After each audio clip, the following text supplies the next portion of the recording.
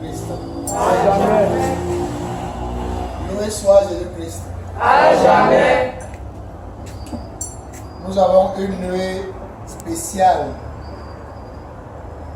Une nuée douce. Une nuée lumineuse. Une nuée pas comme toutes les autres nuées.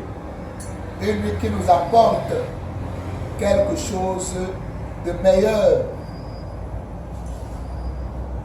Le meilleur à nous apporter est la résurrection de notre Seigneur Jésus-Christ. À quelle heure Jésus a été ressuscité? Personne ne peut savoir, parce que la résurrection de Jésus-Christ est un mystère. Le matin, on trouve qu'il est ressuscité. Mais à quelle heure est-il ressuscité? Jésus est ressuscité à une heure. Certainement que seul Dieu maîtrise et seul lui connaît. Mais Jésus est ressuscité en cette nuit. La résurrection de notre Seigneur Jésus-Christ, c'est la victoire du bien sur le mal. La victoire de la lumière sur les ténèbres. La victoire de la réussite sur l'échec. La victoire sur la vie. De la vie sur la mort. Si aujourd'hui, baptisés tels que nous sommes, nous avons à cœur d'être libérés, d'être délivrés, d'être sauvés et d'être guéris, cela va sans dire que Jésus nous le donne. Et si Jésus nous le donne, c'est par amour, parce que Dieu a ressuscité Jésus pour que nous ayons l'amour, pour que nous retrouvions ce que nous avons perdu, pour que nous rentrions en phase avec le bien. Aujourd'hui, penser positif, parler positif et faire les actions positives nous amène dans la positivité de la résurrection. Et cette positivité nous demande à toi comme à moi d'être ceux-là même qui propagent la parole de Dieu, qui annonce la résurrection de notre Seigneur. On annonce la résurrection de notre Seigneur dans la joie. Nous devons être dans la joie. La joie dans laquelle nous devons être, c'est que Jésus nous a sauvés, Jésus nous a libérés et Jésus nous a guéris. Il a détruit le vieil homme qui était en moi, l'homme menteur, l'homme de ruse, l'homme de calomnie, l'homme de haine, l'homme de méchanceté, l'homme de mélancolie, l'homme de la sorcellerie et l'homme de tous les vices. Cet homme doit rester dans la tombe aujourd'hui, puisque si je suis baptisé, comme le dit l'apôtre Paul, nous avons été mis au tombeau avec Jésus-Christ et avec lui nous ressuscitons. Si nous mettons tous nos vices, toutes nos pensées négatives dans la tombe, alors nous allons en sortir vainqueurs. Nous vaincrons tout ce que nous sera adversaire. Et tout ce qui nous sera adversaire ou ennemi, nous le vaincrons parce que nous avons Jésus-Christ. Jésus-Christ est ressuscité et sa résurrection nous donne la vie. Nous passons une Pâque particulière avec le coronavirus. Il impose à chacun de prendre conscience. Le coronavirus impose à chacun d'entre nous de rechercher son bien son bien, son propre bien qu'est la vie. La vie nous est donnée par Jésus-Christ. Elle nous est communiquée par Jésus-Christ. Et ce virus homicidaire qui se balade dans les airs, dont on ne connaît ni les tenants ni les aboutissants, nous persécute et nous dérange. Les mesures hygiéniques, les mesures gouvernementales doivent être pour chacun une source de la recherche positive. Si je suis en santé, alors tu es en santé. Mais si je suis infecté par le coronavirus, toi aussi tu es infecté et le monde s'ensuit. Il n'y a pas de remède contre cette pandémie jusqu'à présent. Jusqu'à présent, il n'y a pas une constance ou un médicament qu'on peut prendre pour dire on est guéri. Mais toujours est-il que ce mal est rampant et rampe dans tous les continents. Aujourd'hui, plus de 192 pays sont affectés. Et si nous sommes affectés, nous devons limiter un certain nombre de choses. Nous devons limiter la négativité. Nous devons limiter de penser que cela a été créé pour nous faire du mal.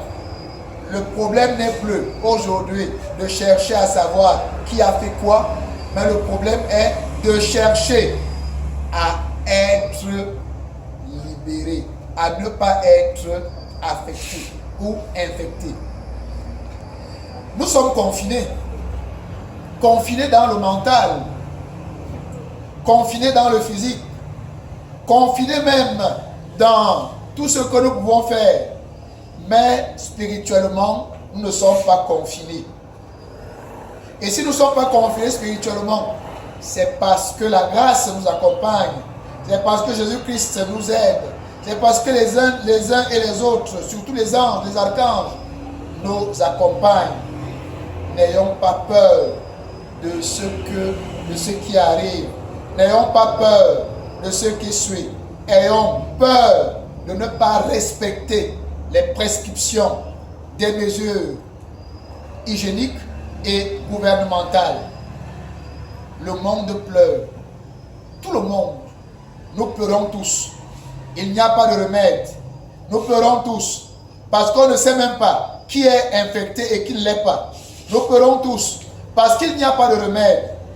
Mais faisons le moindre effort de prendre ce dont nous connaissons. Il y a un dicton qui dit que les oiseaux volent par plumage et chaque caïman a son eau. Si alors les oiseaux volent par plumage, cela veut tout simplement dire que les États, au lieu de poser des actes égoïstes, doivent céder, doivent s'entraider, doivent se mettre ensemble pour éradiquer cette pandémie, au lieu de stigmatiser notre Afrique.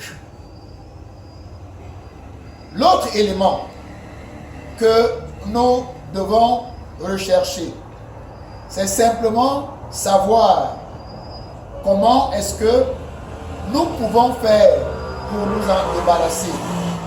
Et pour nous en débarrasser, tel que nous vous le disions, chaque caïman a son eau. Si chaque caïman a son eau, cela veut dire tout simplement que chaque peuple a son environnement. L'environnement de notre Afrique est propice à la propagation de virus, d'autant plus que nous avons, n'est-ce pas, surtout en Afrique subsaharienne, la poussière. Nous sommes habitués aux grippes, nous sommes habitués aux épidémies, nous sommes habitués aux maladies infectieuses, nous sommes habitués et même aux pandémies. Et nous avons toujours montré notre côté fort, notre côté puissant. La puissance de notre côté vient de quoi? vient du fait que chez nous, nous savons que chaque arbre se nourrit par ses propres racines. Chaque arbre se développe par ses propres racines. Si alors nous prenons notre eau comme notre environnement, nous avons nos arbres, nous avons nos herbes, nous avons nos plantes. Prenons-en. Pas parce que nous voulons la guérison, pas parce que ces plantes sont, n'est-ce pas, des remèdes contre ce fléau, mais simplement c'est pour se prévenir. Prévenons-nous en buvant les écorces, en buvant les herbes, les graines que Dieu nous a données. Et il nous a donné gracieusement. Nous devons continuer à en prendre. Et d'ailleurs, beaucoup de virologues, beaucoup des Occidentaux disent que notre Afrique est tellement riche. Notre Afrique a tellement de ressources. Notre Afrique a tellement des éléments qui peuvent nous aider. Ils peuvent nous aider à créer des anticorps pour mieux combattre ce virus. Ce sont les anticorps que nous créons. Mais fixons-nous et fixons notre cap sur le Christ. Disons, Seigneur Jésus-Christ, toi qui es ressuscité, envoie ton ange balayer la surface de la terre, balayer ce coronavirus, balayer tout ce qui a été fait pour que le monde retrouve sa stabilité. Chers frères et chères sœurs, Jésus-Christ nous démontre la puissance de Dieu. La puissance et la force de Dieu. Dieu est le Dieu des possibilités. Dieu aime l'homme. Et Dieu aimant l'homme, il amène l'homme dans le bien. Il aide l'homme à vivre dans le bien et il nous aidera à nous en sortir. Prions notre Seigneur. Prions les uns pour les autres. Prions pour ceux qui sont morts. Prions pour le corps médical qui donne leur vie pour les nôtres. Prions enfin pour les différents États et pour tous ceux qui mettent leur expérience pour que le monde retrouve la face d'antan. Prions enfin pour nos églises, afin que le Seigneur nous amène à revivre la communauté que lui-même a créée pour nous. Et demandons-lui, Seigneur, nous avons désobéi, accorde ton pardon. Loué soit Jésus-Christ. Amen.